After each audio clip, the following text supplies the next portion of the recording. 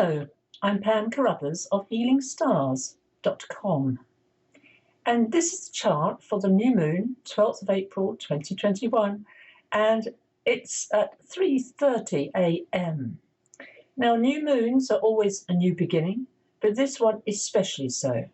This is the first new moon after the sun moved into Aries, and Aries is the pioneer. Aries is the first sign of the zodiac. It's the springtime energy here in the northern hemisphere, obviously not in the southern. And we have a whole stellium, a whole group of planets in Aries, a fire sign, initiation, getting going, passion. We have Chiron, we have Mercury, and I put in Ceres. I don't normally do that, but I put her in today. Sun, Moon, and Venus. So here it is, this stellium. And we've seen quite a few stelliums recently. We had one in Aquarius, one in Pisces, and now we've got the Aries. So what do you want to begin? Initiate. Now, a new moon, the moon is invisible. You can't actually see it. So it's not a time to launch anything at a new moon. It's best to wait till you see that lovely crescent in the sky a few days later. And it always takes my breath away. I'm a stargazer, always have been from a child. Now, Venus in Aries is the first planet to move into Taurus, and that's happening on the 14th, so that's only a couple of days away. We will then, this month, see the Sun making a right angle to Pluto, very powerful. You can see it in this chart. There's Pluto in Capricorn, and there's that square, tension, challenging to the new moon, and also to Venus. And then on the 17th, Mercury squares Pluto. The 19th, the Sun goes into Taurus. And that is a lovely time of year because Venus will also be in Taurus. And by the beginning of May, we will actually be able to see Venus as an evening star. It should be about 10 degrees away. And this is the rebirth story of Inanna, the Queen of Heaven, being resurrected, opening each chakra in turn when the Moon and Venus join every month afterward. Now, Chiron is the archetype of the wounded healer, and if you're around the age of 50, you will have Chiron return back to where it was in your chart. The wounded healer is three parts. It's the place where we are wounded, the place where we can accidentally wound others, and also the place where we can help and heal others. And this Chiron in Aries, this group, if you're in part of this group, you're now the healer. Right? You've gone through the initiations that Chiron does. And every 50 years, Chiron returns back to where it was. So if you think about that, that's also 100 years ago. So we're taking us way, way back to just after the First World War, basically. Now, Uranus is going to be activated. Here it is at 9 degrees of Taurus. So the Sun, of course, will join it. Well, Venus will join it. The Sun will join it. Obviously, the Moon will join it, Mercury, all of these. And in this chart, I've shown this chart, we've got this Uranus energy at a right angle to Saturn. And that's the theme of the year.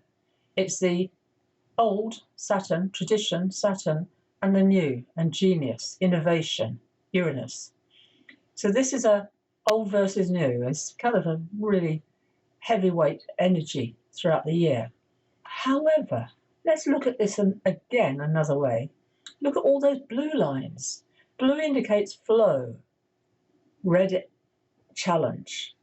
Challenge creates energy. But we have a flow of energy, a lot of Jupiter. Jupiter, the wonderful guru, the Ganesha in Vedic astrology, but it's also really involved with all the personal planets. This is a message of hope. This is a message of joy. And today, 12th of April, in the UK, in England, the lockdown has ended. There's a celebration energy in the air. And that's to be commended, that's to be enjoyed. Notice Mars there, it's in Gemini. But now Mars over here, what's Mars doing? Again, a good relationship to this new moon. and to Jupiter. So we are really getting the go-ahead. And I hope wherever you are that you're feeling that today, that this is a real change and a real positive change. The only underlying emotion that I also have been feeling myself is where Neptune at 21 Pisces now, and there's Mars at 23 Gemini. They are at a right angle, but Mars is moving away. And Neptune is all about healing, but also grief. And today I was reading an article in the New York Times. I'm a subscriber about the effect of death. Anyone who dies that you love, that death affects about 9 people. And of course, with the huge increase in death with COVID, that's huge in the psyche of each country that has suffered. And also that feeling of not being able to say goodbye. Pausing there, because this is a time of year when my father passed. My mother passed in May, not the same year, but that energy of being touched, having your heart opened. And the death, of course, of the Duke of Edinburgh, just only about 2 months before his birthday, age 99. And the outpouring of grief and sharing, and especially young people who never knew him apart from being an old man. He's an incredibly interesting character. And his birth chart is in public domain. He was a Gemini. He was the Gemini energy of the sun. He had Mercury and Mars together. Mercury and Mars, that's his outrageousness, that's his rudeness, that's his cleverness as well. So this energy of a passing of, a great man, a hugely great man, is also part of the nation of the United Kingdom. It is a big, big turning point for us here.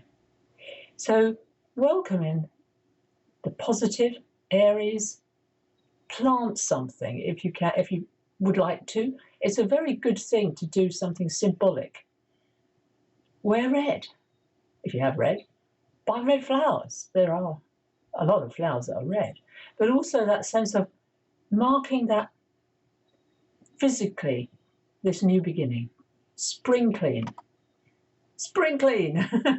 It's the perfect time of year to do that, especially since we've got Venus moving into Taurus, which is all about beauty and having beauty in your life, however that is for you. I love flowers. I always buy flowers. And tulips I especially love. And I even love the way they fade, how they die. They're just exquisite in their beauty. So on that note, this is the new moon, a new beginning. Welcome it in and celebrate. Thank you for watching. I'm Pam Carruthers of HealingStars.com.